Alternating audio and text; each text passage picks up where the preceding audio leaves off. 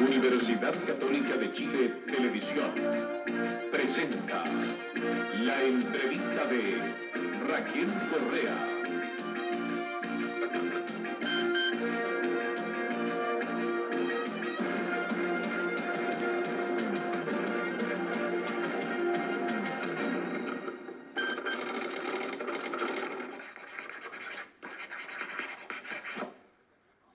Muy buenas noches.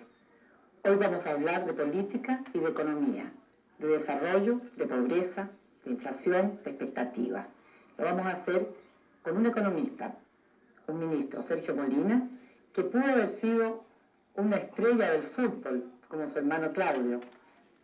Fue campeón de salto largo, 7 metros, campeón escolar durante 10 años, récord.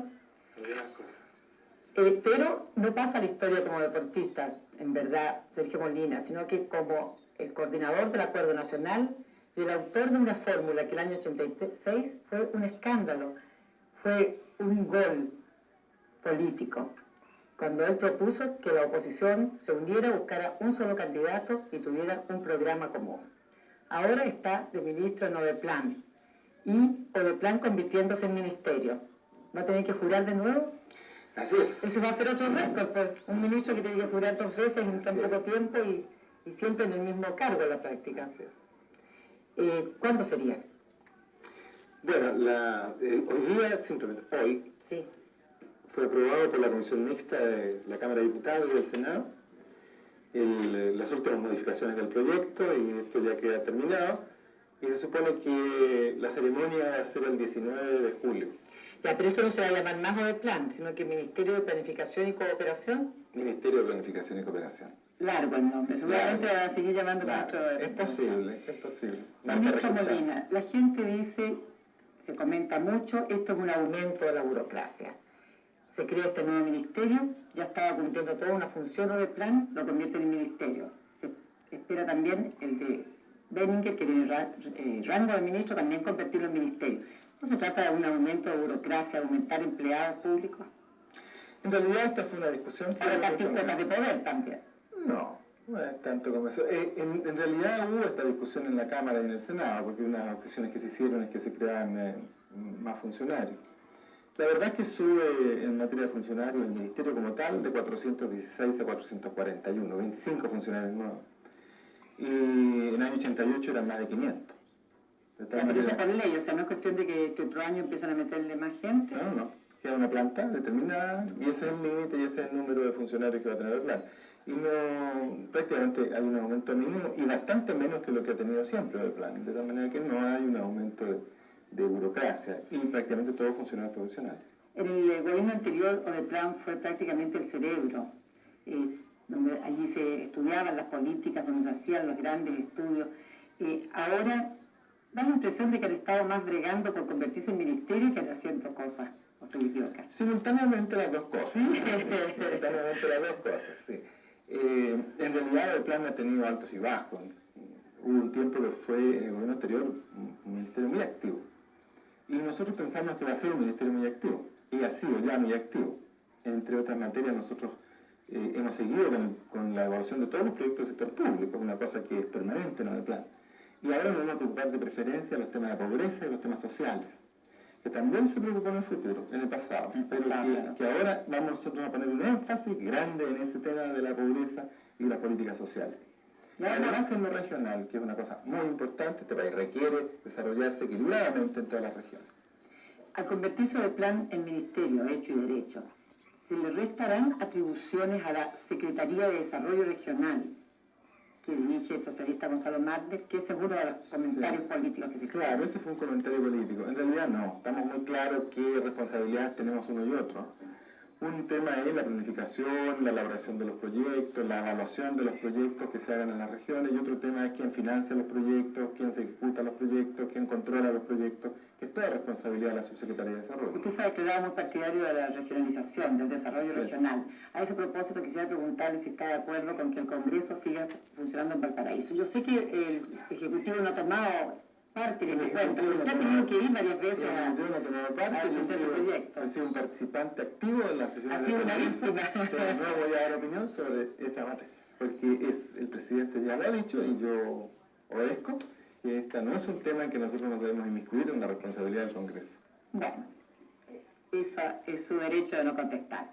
Ahora, yo quiero preguntarle si usted, siendo economista y habiendo sido ministro de Hacienda del presidente Frei, ¿no habría preferido ser ministro de Hacienda también en este régimen? Francamente no. No. No. ¿Usted piensa que la economía debe planificarse? Porque se supone que esa es una de las funciones de ODEPLAN, algunos consideran que no debe planificarse. Sí, Eso está pasado de moda. el concepto moderno de planificación es muy distinto al que existía antes. Hoy día la planificación no es algo rígido, que se traduce en grandes libros detallados, no.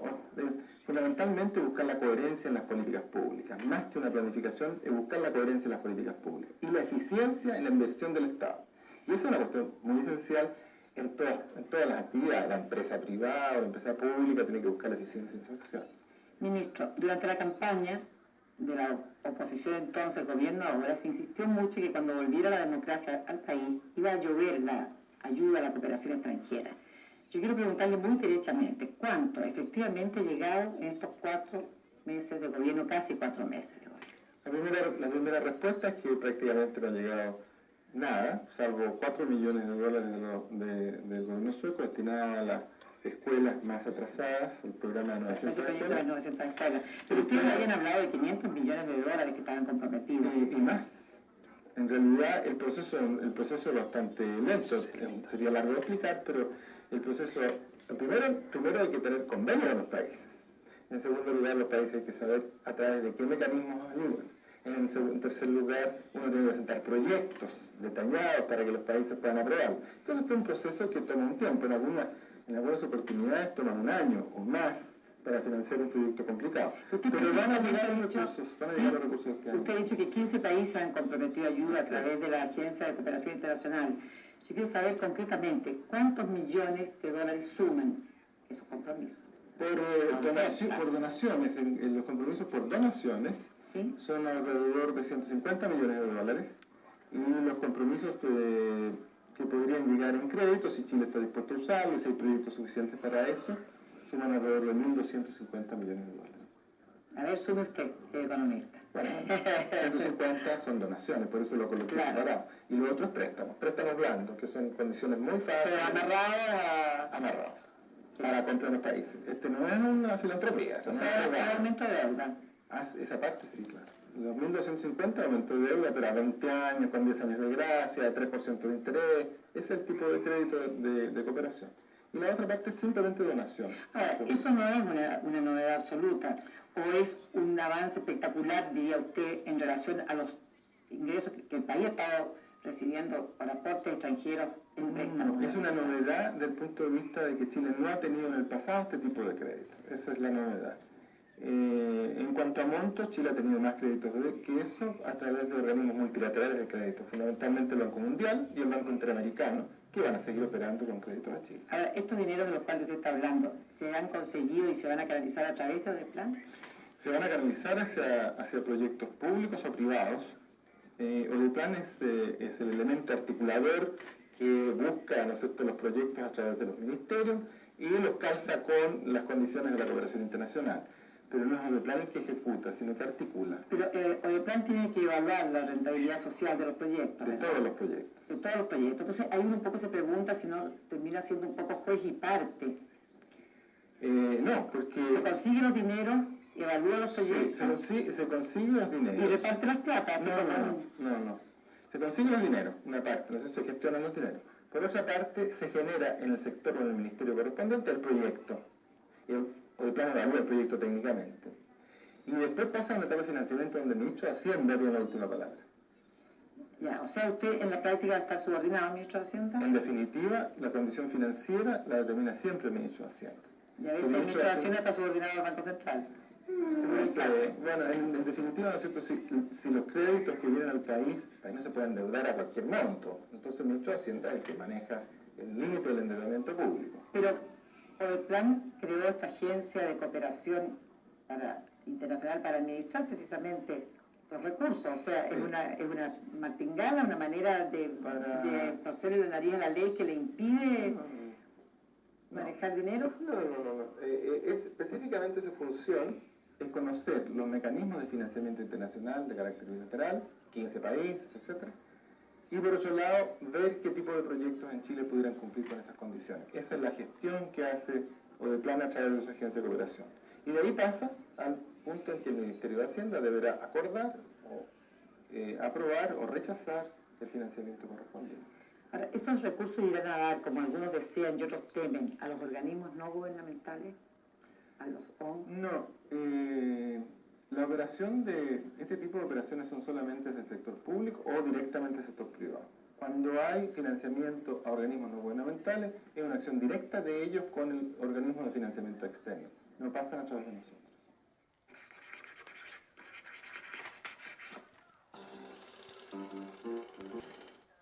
Usted hablaba antes que una de las importantísimas tareas de Odeplan es el ataque a la pobreza. Durante la campaña, la oposición entonces y el gobierno ahora denunció o advirtió que en el país existían 5 millones de pobres.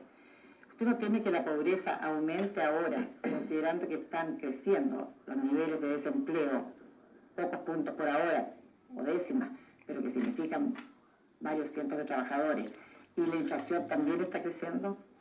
Bueno, yo creo que eso no ocurrió así, primero porque si uno examina las cosas que están haciendo, o que ya se han hecho, primero se aumentó el subsidio único familiar de 700 pesos a 1.100 pesos, se aumentó la asignación familiar de 550 pesos a 1.100 pesos. Para algunos tramos, ¿no sé? Hasta 50.000 pesos de remuneración. Se aumentó el salario mínimo, ¿cierto?, de 18.000 pesos a 26.000 pesos. Se aumentaron las pensiones mínimas y se nivelaron las pensiones, de donde nadie puede ganar en pensiones hoy día menos de 20.700 pesos. La pensión media antigua era de 16.000. O sea, hay una cantidad de acciones que el gobierno está tomando que benefician directamente a una población bastante amplia. Más de 4 millones de personas se benefician con estas acciones concretas de política orientadas a los más pobres. Si uno sacara la cuenta entre lo que le costaría a la persona si subieran los precios por el aumento del IVA, que es lo que se dice, ¿no es cierto?, a una persona que tiene un sueldo, un salario mínimo, le significaría alrededor de 550 pesos en un mes. Ministro, pero está recibiendo 3 veces más que eso, además de los programas de vivienda, los programas de salud y los programas de educación especiales. Los dos hechos que yo le decía, desocupación e inflación, son dos amenazas latentes en la economía que preocupan al gobierno, que preocupan a los empresarios, que preocupan a los trabajadores, que preocupan al país entero. La verdad es que las cifras no son demasiado alarmantes, pero sí son una luz amarilla. En desocupación teníamos casi una desocupación mínima de un empleo pleno, se podría haber llamado un 5% de desocupación en abril. Ya va a 5.6 y se presagia un aumento de eso. Se habla, según las estadísticas de la Central Unitaria de Trabajadores, por ejemplo, que hay miles de trabajadores que están siendo despedidos de su trabajo. Esa es una preocupación real del gobierno, tanto el empleo como el problema de la inflación. Y yo le diría que todas las acciones que el gobierno ha tomado en estos meses están orientadas a que esa luz amarilla no se convierta en roja. Y precisamente a eso va a orientar la política del gobierno ahora, a prever una situación que podría ser peligrosa. Pero no le alarma a usted como economista, a veces se puede sacar la camiseta del gobierno un momento y me habla como economista, que en el primer semestre ya haya un 11% de inflación. No le preocupa porque así no han crecido los salarios, que me hablaba las pensiones, me hablaba, pero los salarios y los sueldos no han crecido en esa magnitud. O sea, sí, la pérdida. El aumento de salario real en el periodo hasta la última fecha es de un 2% de todas maneras real. O sea, a pesar considerando el último IPC de junio, hasta mayo. Claro. Hay un aumento de 2% de los salarios reales. O sea, los salarios reales no han caído, sino que han aumentado. Pero ahora hay una expectativa inflacionaria, ¿no es cierto? Por el aumento del IVA o por lo que sea, el hecho es que el país está en un proceso. El propio ministro de Hacienda anunció que iba a subir la inflación. Eso es. El riesgo de una inflación en Chile, el gobierno está dispuesto a atacarlo de todas maneras, porque lo más peligroso para nosotros sería de que se escapara la inflación.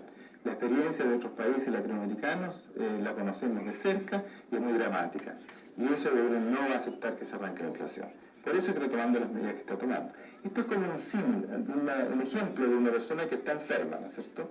Y que tiene síntomas de enfermedad. Bueno, tiene que tomarse un remedio luego, porque si no, a lo mejor hay que operarlo.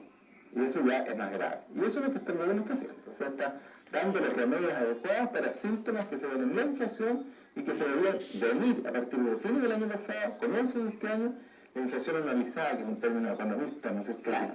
Se proyectando los últimos 3 meses, ¿no es cierto? Además del 40%. Entonces ahora estamos en un 11 y tanto por ciento, cosa que la tarjeta amarilla está puesta, pero aunque se duplicara eso, todavía estaríamos en una cifra del 23, digamos. Usted, ministro, decía respecto a las mejoras sociales que se han podido determinar, pero el ex ministro de Hacienda y ex candidato a la presidencia de la República, Hernán Vigi, decía el otro día en un seminario en la Universidad del Desarrollo que la reforma tributaria, que es con la que van a financiar ustedes estas mejoras, tendrá un efecto negativo para las posibilidades de crecimiento del país. En vez de ser un beneficio, finalmente será un elemento negativo para los más necesitados. A mí me interesa plantearle esta duda y esta crítica de Hernán Vigi, que es la crítica que han planteado muchos de los empresarios y de los economistas en este país también. Yo no diría mucho, ¿no? Porque resulta que la ley de reforma tributaria fue aprobada por la inmensa mayoría del Congreso y por una buena parte de los chilenos, porque en el fondo, si uno quiere mejorar la condición de los más pobres, alguien tiene que pagar. Esta cosa no es gratis. Y pensar de que se va a mejorar por gracia del Espíritu Santo, o sea, yo creo en el Espíritu Santo, no ocurre así a veces en la economía. Entonces, me parece a mí que uno de los errores que cometió Vigi, por ejemplo, fue haber bajado el impuesto al valor agregado en lugar de haber mejorado la salud, por ejemplo. ¿Sí? Ahí tenemos una diferencia, la hemos tenido desde hace tiempo y la seguimos teniendo ahora. Pensar de que sin la reforma tributaria las cosas se van a mejorar es simplemente decir una frase sin ninguna base de sustentación. Bueno, la base de sustentación es que el país el año pasado creció en un 10% y este año las expectativas más optimistas lo dejan creciendo en un 4%. Creció en un 10%. Y algunos dicen que sería menos. Creció en un 10% con una tendencia inflacionaria seria, con un aumento de las importaciones de un 35%, que son 3 veces o 4 veces más que las exportaciones, amenazando una crisis de comercio exterior de extrema gravedad. Si el país no detiene ese proceso, lo lleva a una crisis de extrema gravedad, tanto en inflación como en una crisis externa. Y nosotros no podemos aceptar semejante cosa. Ahora usted está dando ese diagnóstico tan determinante porque se refiere a un periodo anterior, pero yo creo que usted nos haga, así como tuvo tanta visión para el acuerdo y para el programa alternativo, poner juntos a sectores que en ese momento, el año 86, jamás habrían imaginado que podrían sentarse en una misma mesa. Yo quiero que usted nos diga, ministro, ¿cómo cree usted realmente que será el año 1990 para Chile, desde el punto de vista económico? El año 1990 creo que va a ser el año más difícil del gobierno. En primer lugar, nos encontramos con esta carrera vertiginosa que el corazón no le iba a dar a este corredor para llegar a la meta y tenía que cuidarse. Y eso es lo que estamos haciendo, cuidarlo parando el desarrollo. Parando un desarrollo que lo lleva al precipicio. O sea, no estamos parando el desarrollo. Lo que estamos haciendo, ¿no es cierto?, es fomentar el desarrollo, pero de acuerdo con la capacidad que el país tiene. Y lo que estamos haciendo no es parar el desarrollo, porque el país sigue creciendo, ¿no? Va a crecer menos que el año pasado. Pero también hay que considerar otras cosas. Sí, pero hay que considerar otras cosas. El país venía creciendo, pero no creciendo, recuperándose de una caída brutal que tuvo el año 82. Y fue una buena política de recuperación y exitosa de parte del gobierno pasado. Y hay que reconocerlo, fue una exitosa política de recuperación. Pero recuperarse es distinto a crecer. Porque uno se recupera cuando tiene una capacidad instalada, no necesitamos invertir más porque basta utilizar esa capacidad instalada, porque tiene mano de obra ociosa y el país puede crecer sin invertir. Pero llegamos al límite. Y ahora, para crecer, nos va a costar más. Tenemos que invertir más. ¿Usted dice que se estaba creciendo sin invertir? Prácticamente sin invertir o invirtiendo muy poco en los años pasados, salvo el año 1989, que fue un buen año de inversión. Usted está, aún como economista, le quiero preguntar si está de acuerdo en continuar con el ajuste tal como se está llevando, que algunos sostienen de que habría que anexarle algunas medidas porque no está produciendo los efectos deseados o está prolongando mucho el tema, que habría que evaluar, en fin, hay discusiones. Bueno, este es un tema que nosotros lo discutimos muy profundamente. A nadie le gusta tomarse estas medicinas malas, o sea, a nadie le gusta, porque es una cosa que, bueno, políticamente no es confortable, que la gente se queja porque o hay despidos o porque la demanda baja, etc. por varias razones. Pero yo creo que el proceso de ajuste debe seguir hasta que tengamos la certeza que el país va a seguir caminando. El presidente dijo una cosa muy interesante en Talca. Nosotros queremos lento pero seguro. O sea, no nos vamos a precipitar, ni vamos a perder la cabeza. Queremos que el país tenga un crecimiento, si es más lento, pero seguro. De manera que no nos vamos a despegar ni a perder lo avanzado. Yo creo que en el pasado y en el gobierno anterior, en los últimos años de recuperación, como decía, se hicieron avances importantes. Nosotros no podemos retroceder de eso. El presidente de los empresarios, don Manuel Feliu, dijo ayer: el ajuste ha sido exitoso en bajar el crecimiento, pero no en reducir la inflación. ¿Usted piensa que eso no es así? ¿Que no es un crecimiento mediocre al que se está aspirando? Pienso que el crecimiento de este año va a ser menos de lo que el país es capaz normalmente de tener por el proceso de ajuste. Pero no creo de que ese crecimiento ese es un crecimiento que va a tener sostenidamente hacia arriba. Si este año tenemos 3 o 4%, el próximo año con certeza vamos a tener un crecimiento mayor. Y ahí están todas las condiciones dadas, le podría llevar una cantidad de Pero a mí me gustaría en los últimos minutos que nos pasáramos del tema puramente económico a un tema de carácter más político. Estamos ya a las puertas de las reformas laborales.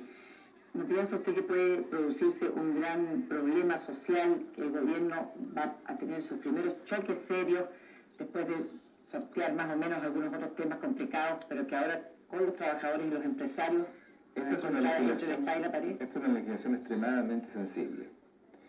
Yo diría que este es un gran test para el gobierno, para los partidarios del gobierno y para los grandes agentes que están envueltos, los empresarios y los trabajadores.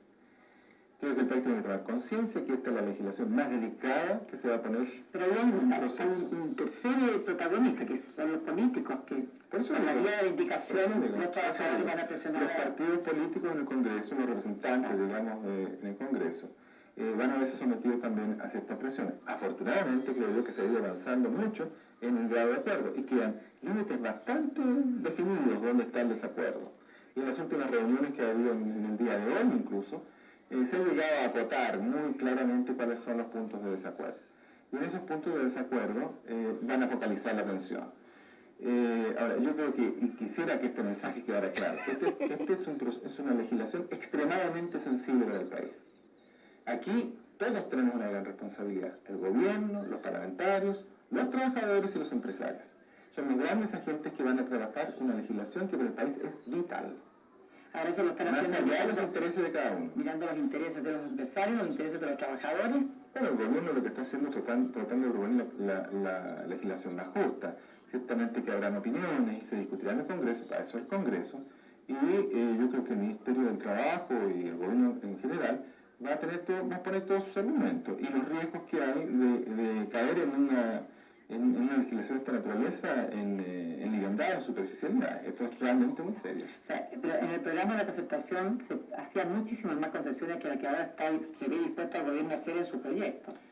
Yo no salía de la reforma laboral.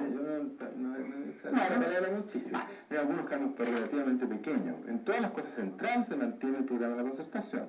Hay 1 o 2 puntos de diferencia ahí en algunos aspectos, por ejemplo, con la negociación por ramas de actividades, ahí hay un punto de diferencia. Pero no son muchos, son pocos. Sí, hay varios puntos, pero esos otros puntos los vamos a seguir tratando la próxima semana con otro entrevistado. Muy buenas noches y muchas gracias. Universidad Católica de Chile Televisión presentó la entrevista de Raquel Correa.